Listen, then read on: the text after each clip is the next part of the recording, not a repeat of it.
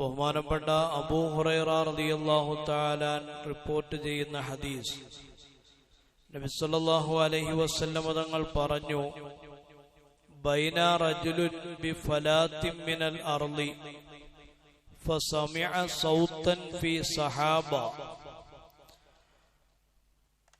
മുൻഗാമികളിൽപ്പെട്ട ഒരു മനുഷ്യൻ ഒരു ഭൂമിയിലൂടെ സഞ്ചരിക്കവേ, ഒരു പ്രദേശത്തൂടെ കടന്നു പോകവേ, ഫസമിഅ സൗതൻ മിനസ് സഹാബ്, മേഘത്തിൽ നിന്ന് അയാൾ ഒരു ശബ്ദം കേട്ടു.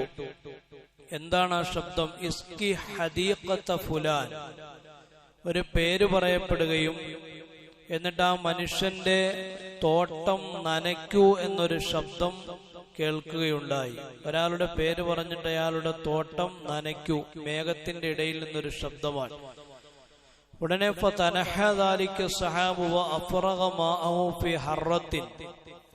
ആ സമയം ആ കാർമേഘം, ആ മേഘം അവിടെ നിന്ന് തെന്നി മാറി ഒരു ചരൽ പ്രദേശത്ത് അതിലുണ്ടായിരുന്ന വെള്ളം മുഴുവനും ചൊരിഞ്ഞു. ആ ചരൽ പ്രദേശത്തുണ്ടായിരുന്ന തോടുകളിൽ നിന്നൊരു തോട് ആ മേഘത്തിൽ നിന്ന് ചൊരിയപ്പെട്ട വെള്ളം സ്വീകരിച്ചു. ഈ ശബ്ദം കേട്ട മനുഷ്യൻ ആ വെള്ളം എവിടേക്കാണ് പോകുന്നത് എന്നറിയാൻ ആ വെള്ളത്തെ പിന്തുടർന്നു. അങ്ങനെ പോകുമ്പോൾ ഒരു തോട്ടത്തിൽ ഫൈദാ റജുലുൻ ഖായിമുൻ ഫി ഹദീഖതിഹി യുഹവ്വിലുൽ മാഅ ബിമിസ്ഹാതി. നോക്കുമ്പോൾ ഒരാൾ തന്റെ തോട്ടത്തിൽ നിൽക്കുന്നു. അയാൾ ആ വരുന്ന വെള്ളത്തെ തന്റെ മൺവെട്ടി കൊണ്ട് തിരിച്ചു വിടുകയാണ്. അയാളൊരു കൃഷിക്കാരനാണ്. അയാളുടെ തോട്ടത്തിൽ പണിയെടുത്തുകൊണ്ടിരിക്കുമ്പോഴാണ് ഈ ചരൽ പ്രദേശത്തെ ഒരു തോട് സ്വീകരിച്ച ആ വെള്ളം ഒഴുകി വരികയും ആ വെള്ളത്തെ ഇയാൾ തന്റെ മൺവെട്ടി കൊണ്ട് തിരിച്ചു വിടുകയും ചെയ്യുന്നതായിട്ട് കണ്ടത്. ആ വന്ന മനുഷ്യൻ, ആഗതൻ, തോട്ടക്കാരനോട് ചോദിച്ചു, യാ അബ്ദല്ലാഹ് മസ്മുക്, അള്ളാഹുവിന്റെ ദാസ, നിന്റെ പേരെന്താണ്? അയാൾ തന്റെ പേര് പറഞ്ഞു. പേര് പറഞ്ഞപ്പോൾ ഈ വന്ന മനുഷ്യൻ ആ മേഘത്തിൽ നിന്ന് ഏതൊരു മനുഷ്യന്റെ പേരാണോ കേട്ടത് അതേ പേര് തന്നെ. ആ തോട്ടക്കാരൻ തിരിച്ചു ചോദിച്ചു, എന്തിനാണ് നീ എന്റെ പേര് ചോദിക്കുന്നത്? എന്തിനാണ്? ലിമ തസ്അലനി അൻ ഇസ്മി, എന്റെ പേരെന്തിനാണ് ചോദിച്ചത്? അപ്പോൾ ആ വന്ന മനുഷ്യൻ പറഞ്ഞു, ഞാനൊരു ശബ്ദം കേട്ടു മേഘത്തിൽ നിന്ന്. ആ ശബ്ദം ഇപ്രകാരം പറയപ്പെട്ടതാണ്, അയാളുടെ തോട്ടം നനച്ചു കൊടുക്കൂ എന്നൊരു ശബ്ദമാണ് ഞാൻ കേട്ടത്. ഞാൻ താങ്കളോട് ചോദിക്കട്ടെ, ഇത്രത്തോളം നിങ്ങളുടെ തോട്ടം നനച്ചു കൊടുക്കാൻ പ്രത്യേകമായൊരു ശബ്ദം മേഘത്തിൽ നിന്ന് കേൾക്കാൻ അതിനു മാത്രം നിങ്ങൾ എന്ത് നന്മയാണ് ചെയ്തത്? നിങ്ങളുടെ ജീവിതം എങ്ങനെയാ? നിങ്ങൾ എന്ത് മഹത്വമാണ് നിങ്ങൾക്കുള്ളത്? ഉടനെ ആ തോട്ടക്കാരൻ പറഞ്ഞു, ഞാൻ പ്രത്യേകിച്ചൊന്നും ചെയ്യാറില്ല, ഞാൻ ചെയ്തത് ഇപ്രകാരം മാത്രമാണ്. ഈ തോട്ടത്തിൽ നിന്ന് എനിക്ക് ഏതെങ്കിലും രീതിയിലുള്ള ഉൽപ്പന്നങ്ങൾ കിട്ടിയാൽ ഞാനതിനെ മൂന്നാക്കി തിരിക്കും. അതിനെ മൂന്നാക്കി തിരിച്ചിട്ട് അതിൽ നിന്ന് കിട്ടുന്ന ഒരു ഭാഗം ഞാൻ സ്വതക്ക ചെയ്യും, പാവങ്ങൾക്ക് ദാനം ചെയ്യും.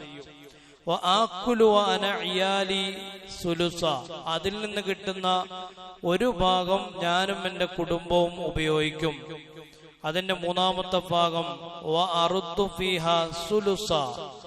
അതിന്റെ അവസാനത്തെ ഭാഗം അതിൽ തന്നെ ഞാൻ വിളവിറക്കുകയും ചെയ്യും. ഇതാണ് ഞാൻ ചെയ്യാറുള്ളത്. എനിക്ക് വരുമാനം കിട്ടുമ്പോ ആ വരുമാനത്തെ ഞാൻ മൂന്നാക്കി തിരിക്കും. എന്നിട്ട് ആ വരുമാനത്തിൽ നിന്ന് ഒരു ഭാഗം പാവങ്ങൾക്ക് ദാനം ചെയ്യും. രണ്ടാമത്തെ ഭാഗം ഞാനും എന്റെ കുടുംബവും ഞങ്ങളുടെ ആവശ്യത്തിന് വേണ്ടി ഉപയോഗിക്കും. മൂന്നാമത്തേത് ഞാൻ അതിൽ തന്നെ വിളവിറക്കുകയും ചെയ്യും. ഈ ചരിത്രം ബഹുമാനപ്പെട്ട ഇമാം മുസ്ലിം റഹ്മത്തുള്ളാഹി തആല അലൈഹി തന്റെ സ്വഹീഹു മുസ്ലിമിൽ രേഖപ്പെടുത്തുന്നതാണ്. ഈ സംഭവത്തിൽ നിന്ന് നമ്മൾ പഠിക്കേണ്ട ഒരു പാഠം, അള്ളാഹു ഒരു വ്യക്തിയെ തൃപ്തിപ്പെട്ടു കഴിഞ്ഞാൽ അവന് വേണ്ടി അള്ളാഹു എന്തും ചെയ്തു കൊടുക്കും എന്നുള്ള പാഠമാണ്. അള്ളാഹു ഒരു വ്യക്തിയെ തൃപ്തിപ്പെട്ടാൽ അവന് വേണ്ടി അള്ളാഹു എന്തും ചെയ്യും. ഈ മനുഷ്യനെ അള്ളാഹുവിന് വലിയ ഇഷ്ടമായിരുന്നു. ഈ തോട്ടക്കാരനെ അയാളുടെ പേര് പോലും പറയപ്പെട്ടിട്ടില്ല. വലിയ പ്രാധാന്യമുള്ള വ്യക്തിയൊന്നുമല്ല, ഒരു സാധാരണക്കാരൻ. കിട്ടുന്ന വരുമാനം കൊണ്ട് അത് പാവങ്ങൾക്ക് വേണ്ടി നൽകി അങ്ങനെ ജീവിച്ചു പോകുന്ന ഒരു മനുഷ്യൻ. പക്ഷേ അള്ളാഹു അയാളെ ഇഷ്ടപ്പെട്ടപ്പോൾ അള്ളാഹു തന്റെ സൃഷ്ടിയായ മേഘത്തെ ഈ മനുഷ്യന് അനുകൂലമായിട്ട് തിരിച്ചുവിടുകയാണ്. റമദാനിന്റെ ആദ്യത്തെ നമ്മളൊരു സംഭവം പറഞ്ഞിരുന്നു. ബഹുമാനപ്പെട്ട യൂശഅ ബിൻ നൂൻ പ്രവാചകന്റെ ചരിത്രം. അള്ളാഹു ആ പ്രവാചകനെ ഇഷ്ടപ്പെട്ടപ്പോൾ അദ്ദേഹത്തിന് വേണ്ടി സൂര്യനെ അള്ളാഹു തടഞ്ഞു വെച്ചു, അസ്തമിക്കാൻ സമ്മതിച്ചില്ല. സഹാബാക്കളിൽ പലരും അങ്ങനെയായിരുന്നു. വലിയ വലിയ മൃഗത്തെ അള്ളാഹു സഹാബാക്കൾക്ക് കീഴ്പ്പെടുത്തി കൊടുത്തിരുന്നു. പ്രവാചകന്റെ സന്ദേശവുമായി മറ്റൊരു രാജ്യത്തേക്ക് പുറപ്പെട്ട ബഹുമാനപ്പെട്ട ഒരു സഹാബി, ആ സഹാബിയെ വഴിമുടക്കിക്കൊണ്ടൊരു സിംഹം കടന്നു വന്നപ്പോൾ ആ സിംഹത്തിനോട് ഈ സഹാബി സംസാരിക്കുകയാണ്, അന റസൂലു റസൂലില്ല, അന റസൂലു റസൂലില്ല, ഞാൻ അള്ളാഹുവിന്റെ റസൂലിന്റെ റസൂലാണ്.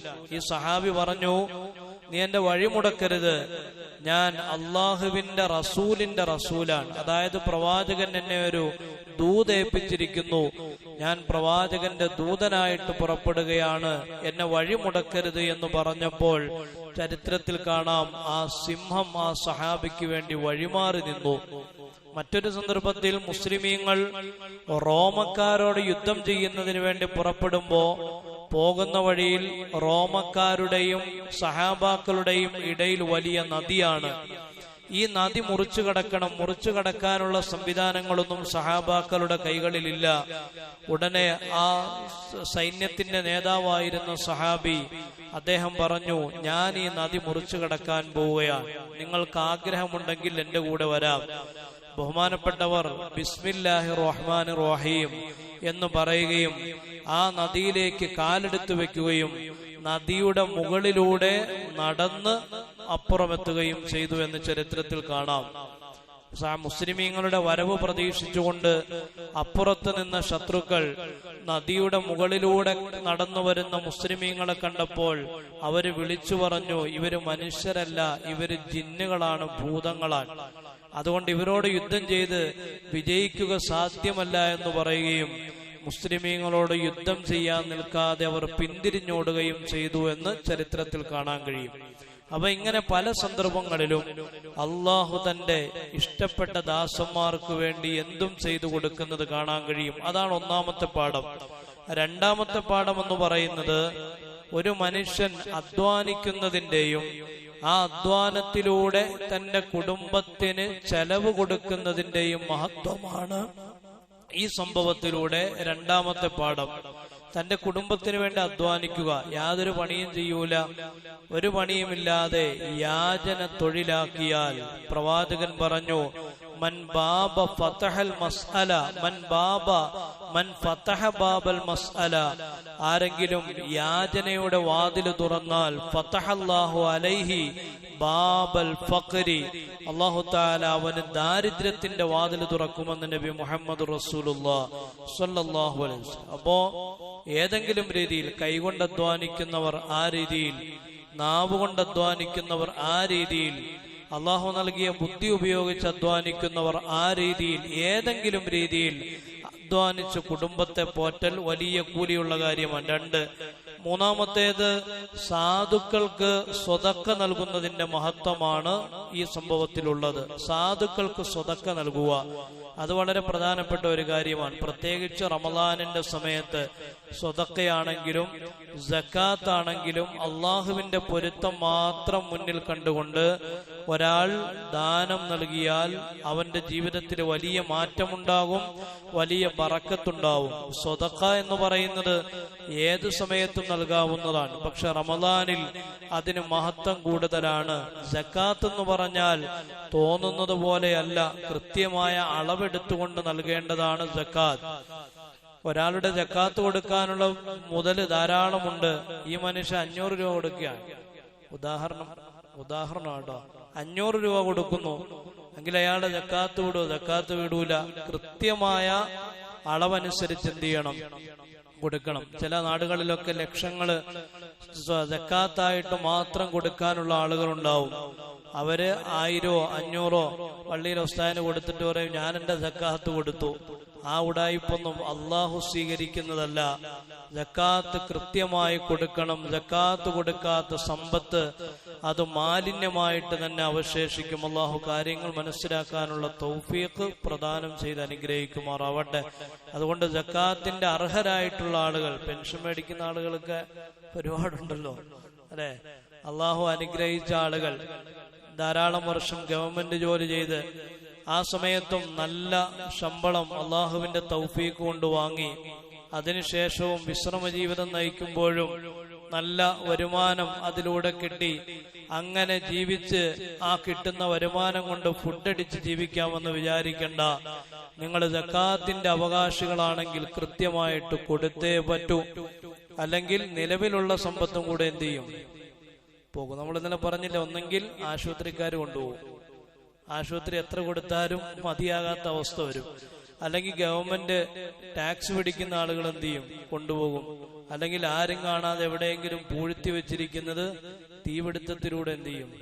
നശിച്ചു പോകും. അതുകൊണ്ട് സക്കാത്തിൽ അള്ളാഹുവിനെ കബളിപ്പിക്കാമെന്നോ പറ്റിക്കാമെന്നോ വിചാരിക്കേണ്ട. കൃത്യമായ അതിന്റെ അളവെടുത്ത് അർഹതപ്പെട്ട ആളുകൾക്ക് കൊടുക്കുക. അള്ളാഹു സുബ്ഹാനഹു വ തആല കാര്യങ്ങൾ മനസ്സിലാക്കി അമൽ ചെയ്യാനുള്ള തൗഫീഖ് നസീബാക്കുമാറാവട്ടെ.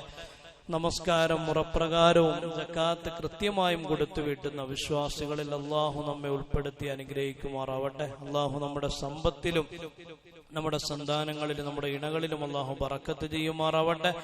നമ്മൾ നൽകിയിട്ടുള്ള സമ്പത്തിലും ശേഖരിച്ചു വെച്ചിട്ടുള്ള സമ്പത്തിലും അള്ളാഹു അനുഗ്രഹം നൽകി സ്വീകരിക്കുമാറാവട്ടെ. സുബ്ഹാനല്ലാഹി വബിഹംദിഹി സുബ്ഹാനകല്ലാഹുമ്മ വബിഹംദിക അശ്ഹദു അല്ലാ ഇലാഹ ഇല്ലാ അൻത അസ്തഗ്ഫിറുക വഅതൂബു ഇലൈക്.